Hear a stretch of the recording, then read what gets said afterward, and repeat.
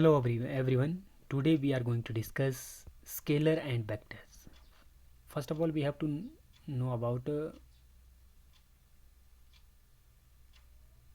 what are scalar quantity, what are vector quantities.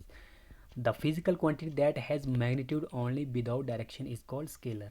कहने का मतलब वह बच्चों ऐसी फिजिकल क्वांटिटी जिनका सिर्फ मैग्नीट्यूड होता है बट उनकी कोई डायरेक्शन नहीं होती, उनको हम क्या कहते हैं, scalar quantities.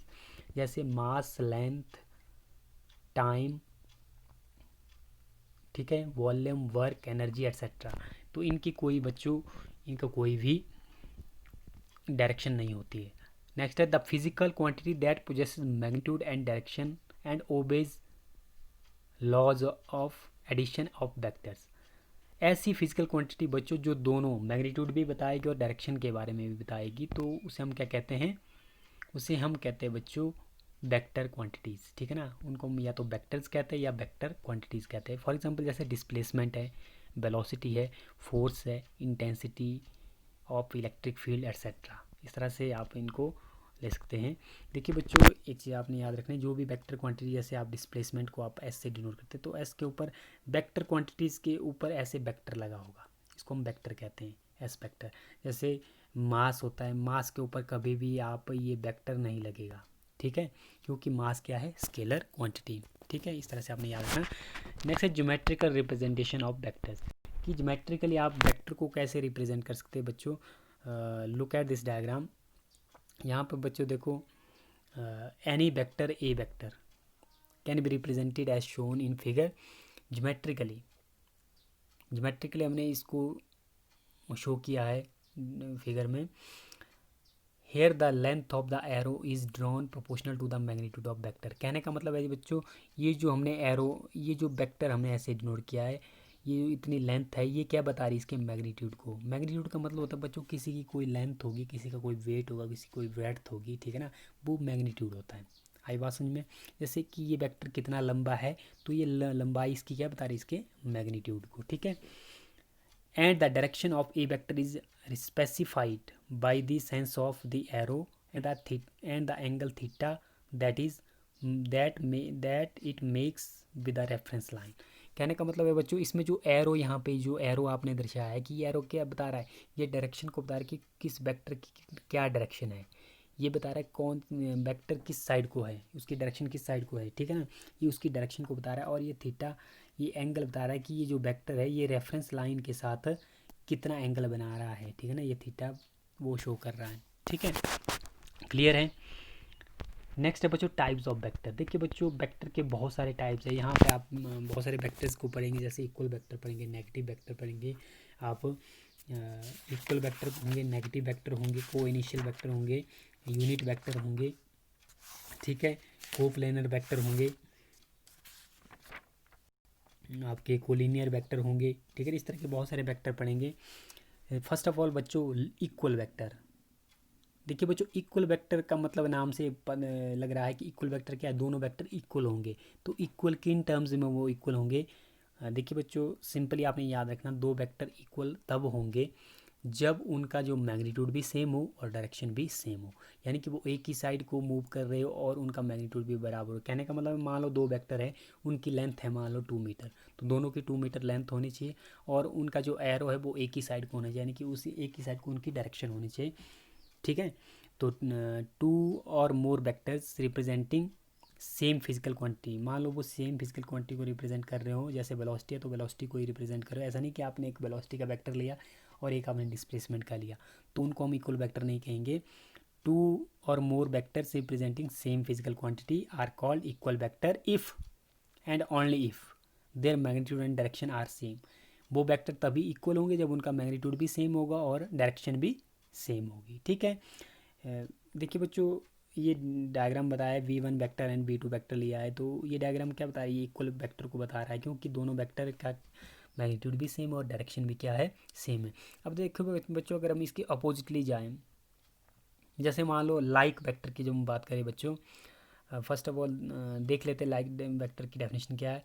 In the above case if the vectors are parallel to each other, जब दो वेक्टर पैरेलल एक दूसरे के पैरेलल है, however their magnitude can be different, are called like vectors.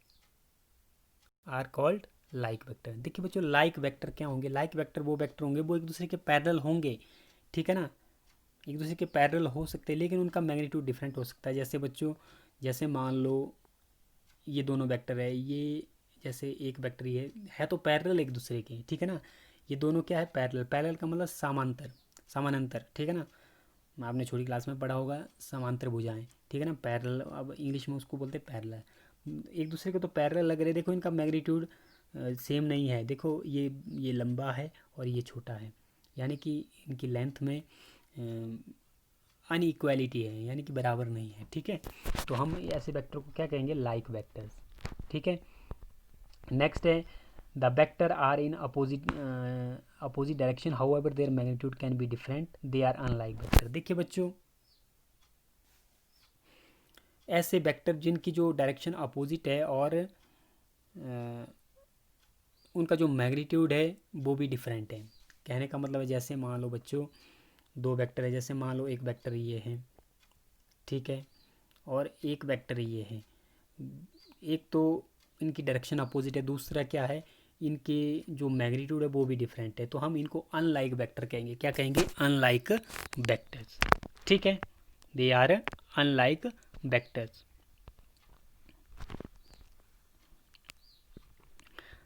A vector having the same magnitude and opposite direction of a given vector is negative vector of the given vector। देखिए बच्चों, negative vector क्या होते हैं? Negative vector are those vectors which have same magnitude but they are drawn in opposite direction. कहने का मतलब है बच्चों, जैसे मान लो दो वेक्टर है, एक वेक्टर ये है, ठीक है, एक वेक्टर ये है, दोनों क्या है? इनका मैग्नीट्यूड बराबर है, यानी कि इनकी लेंथ बराबर है, 1 मीटर इसकी लेंथ है, 1 मीटर इसकी लेंथ है, ठीक है, लेकिन इनकी जो डायरेक्शन क्या है? अपोजिट है, तो ऐसे वेक्टर को कहते हैं हम नेगेटिव वेक्टर। ये वेक्टर क्या होते हैं? Negative vector. नेगेटिव वेक्टर क्या हो बच्चों? Those vectors are negative vector which have same magnitude, जिनके पास मैग्नीट्यूड तो सेम है but they are drawn in opposite direction. उनको कैसे ड्रॉ किया गया है? अपोजिट डायरेक्शन में, उनको हम क्या कहेंगे? नेगेटिव वेक्टर, ठीक है। Two vectors A vector and के ए वेक्टर आर पैरेलल वेक्टर। देखिए बच्चों, पैरेलल वेक्टर यही होते हैं, जैसे मान लो मैंने आपको पहले भी बताया था, पैरेलल वेक्टर ये होते हैं बच्चों, ये देखो, ये इनको हम पैरेलल वेक्टर कहेंगे, ठीक है, ठीक है। तो ये वेक्टर क्या होते हैं? Parallel vector. नेक्स्ट बच्चों, नेक्स्ट है यूनिट वेक्टर। यूनिट वेक्टर क्या होता है बच्चों? यूनिट का मतलब होता है वन, जिसकी वैल्यू क्या है? One. Unit vector, a vector which has unit magnitude, जिसका मैग्नीट्यूड कितना आता है? यूनिट। जैसे मान लो 1 मीटर है, 1 सेकेंड है, ठीक है ना, ये यूनिट लेंथ है, यूनिट टाइम है, ठीक है ना। A vector has a unit magnitude is called unit vector. इसका यूनिट मैग्नीट्यूड हो तो उसे हम क्या कहेंगे? Unit vector. If A vector is a unit vector then, देखिए बच्चों, अगर ए वेक्टर इसका, if A vector is a unit vector, अगर ए वेक्टर यूनिट वेक्टर है तो मैग्नीट्यूड, देखिए बच्चों, जब भी आप किसी वेक्टर का मैग्नीट्यूड लेते हैं तो ऐसे लेते हैं, ये कहलाता है मैग्नीट्यूड। मॉड में जब लेते किसी भी फिजिकल क्वांटिटी को आप, तो वो उसका मैग्नीट्यूड कहलाता है। इसका मैग्नीट्यूड क्या होगा? 1 है। सिंपली अगर आप मान लो मैं ए वेक्टर, इसको आप और करके लिख सकते हैं, इसको सिर्फ सिंपल ए भी लिख सकते हैं आप, ए इजकल टू 1। ए सिर्फ बता रहा है मैग्नीट्यूड को, ठीक है ना। जब ए के साथ वेक्टर लगाया तो वो बता रहा है मैग्नीट्यूड और डायरेक्शन दोनों को, ठीक है। आई बात समझ में? ये ध्यान रखना, ए वेक्टर का मैग्नीट्यूड को आप सिर्फ ए भी लिख सकते हैं, ठीक है ना, जब आप किसी के मैग्नीट्यूड को ले रहे हैं। जब उसकी डायरेक्शन को भी ले रहे हैं, सिर्फ आप ए वेक्टर लेंगे, फिर आप मॉड नहीं लगाएंगे, ये दो लाइनें नहीं लगाएंगे, ठीक है। तो देखिए बच्चों, if A vector is a unit vector then A vector का मॉड इक्वल्स टू 1 होगा and A vector is written as. देखिए बच्चों, ये जो यूनिट वेक्टर है, यूनिट वेक्टर को आप रिप्रेजेंट करेंगे, ए वेक्टर का अगर यूनिट मैग्नीट्यूड, तो ए वेक्टर को आप यूनिट वेक्टर, जब भी यूनिट की बात है यूनिट वेक्टर की, तो वेक्टर की जगह आप कैप लिखेंगे, फिर ए कैप, इसको ए कैप पढ़ते हैं, ठीक है, A cap. If A vector is a vector then unit vector is A vector then unit vector along A vector. तो ए वेक्टर देखिए बच्चों, ए वेक्टर यूनिट वेक्टर को आप डिफाइन कैसे करेंगे? यूनिट वेक्टर ऐसे भी डिफाइन होता है। ए यूनिट वेक्टर क्या होता है? यूनिट वेक्टर होता है vector divided by its magnitude. जब किसी वेक्टर को उसके यूनिट वेक्टर से, जब वेक्टर को उसके मैग्नीट्यूड से डिवाइड करते हैं तो वो कहलाता है unit vector. Vector divided by its unit, vector divided by its magnitude. जब किसी वेक्टर को उसके मैग्नीट्यूड से डिवाइड किया जाता है तो वो क्या बन जाता है? Unit vector. जो यहाँ पे बताया गया है बच्चों, इसको आपने याद ध्यान रखना। अगर मान लो एग्जाम में आप यूनिट वेक्टर की डेफिनेशन भूल जाए तो आप लिख सकते हैं vector divided by its magnitude is called unit vector. Clear? Unit vector has no unit. देखिए बच्चों, यूनिट वेक्टर की कोई भी यूनिट नहीं होती है, ठीक है। If we have the unit vector I cap along the direction of A vector, तो आई कैप इक्वल टू आएगा बच्चों A vector upon A vector का magnitude equal to A vector upon A, ठीक है। तो ए वेक्टर किसके बराबर आएगा बच्चों? ए आई कैप। ए वेक्टर किसके बराबर आएगा? A I cap. In Cartesian coordinate system we denote the unit vector. देखिए कार्टेशियन कोऑर्डिनेट सिस्टम क्या होता है बच्चों? जहाँ पर आप देखिए बच्चों, इस तरह से आप 3 एक्सिस लेते हैं, जैसे एक्स एक्सिस ये है, वाई एक्सिस ये है, जेड एक्सिस ये है, इसको हम कहते हैं कार्टेशियन कोऑर्डिनेट सिस्टम, ठीक है। अब देखिए यहाँ पे यूनिट वेक्टर ड्रॉ किए गए, एक्स एक्सिस की तरफ आई कैप यूनिट वेक्टर लिया, वाई एक्सिस की तरफ जे कैप लिया है, जेड एक्सिस की तरफ के कैप दिया गया है, ठीक है। आई बात समझ में? अब देखिए बच्चों, along x y and z axis are I cap J cap के कैप ये लिए गए हमने, तीनों एक्सिस के अलॉन्ग हमने इस तरह से यूनिट वेक्टर लिए हैं। And the position vector O P vector, देखिए बच्चों इसको पोजीशन वेक्टर कहते हैं। ये पोजीशन वेक्टर ओ से लेकर पी तक जो ये वेक्टर आपने ड्रॉ किया, दिस इज पोजीशन वेक्टर। ये मान लो पी कोई प्लेन में जब आप कोई ऑब्जेक्ट ले, जैसे पी पॉइंट पर कोई ऑब्जेक्ट है तो उसकी पोजीशन को आप दर्शाने के लिए एक वेक्टर लगाते हैं, उसे हम कहते हैं पोजीशन वेक्टर। कहाँ से लगाते हैं उसको? ओरिजिन से, इनिशियल पॉइंट से। ओरिजिन होता है इनिशियल पॉइंट जहाँ से आप स्टार्ट कर रहे हैं, ठीक है। तो उसे हम क्या कहते हैं? Position vector. O P vector है इक्वल्स टू ये कितना लिया है? आर वेक्टर, ठीक है। Can be written as R vector को देखिए बच्चों, जब हम प्लेन में हम बात कर रहे हैं, प्लेन सॉरी, जब हम स्पेस में बात कर रहे हैं, 3 डायमेंशन में हम बात कर रहे हैं, तो आर वेक्टर को आप इस तरह से लिखेंगे, R vector equals to I X I cap plus Y J cap plus Z K cap, ठीक है। इस तरह से आप आर वेक्टर को ड्रॉ करेंगे, राइट। इस तरह से आप लिख सकते हैं इसको। और इसके जो कोऑर्डिनेट होंगे देखो बच्चों, hence the coordinate of point, तो ये कोऑर्डिनेट पॉइंट क्या होंगे बच्चों? ये होंगे X comma Y comma Z. यानी कि कहने का मतलब है पी पॉइंट, मान लो पी, ये पी पॉइंट है, यहाँ पर ये एक्स से किस दूरी पर है, वाई से किस दूरी पर है, जेड से किस दूरी पर है, ठीक है ना। कहने का मतलब एक्स वाई जेड की जगह कोई भी वैल्यू, तो 1 2 3 4 कुछ भी वैल्यू हो सकती है, ठीक है। तो इस तरह से आप कार्टेशियन कोऑर्डिनेट सिस्टम में इसको कर सकते हैं। देखिए बच्चों नेक्स्ट है लोकलाइज्ड वेक्टर। क्या होते हैं? A vector drawn parallel to given vector through a specified point in space is called localized vector.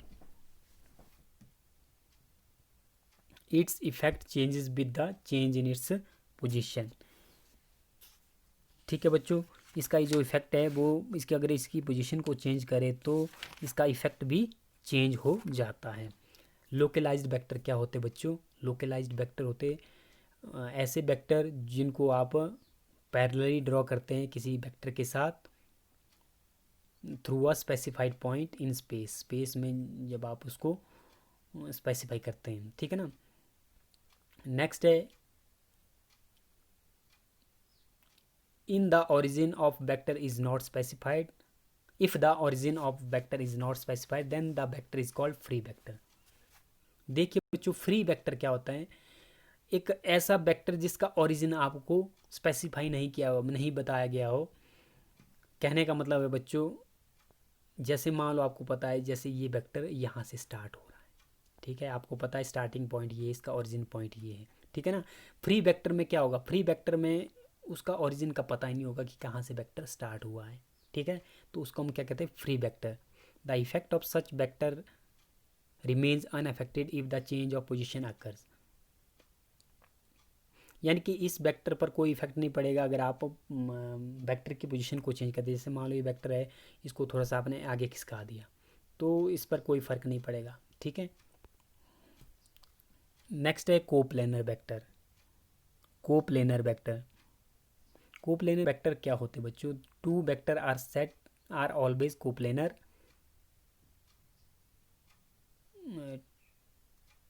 To vectors are always coplanar.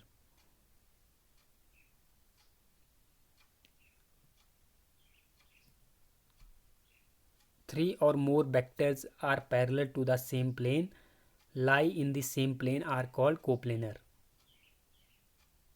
Their magnitude can be different.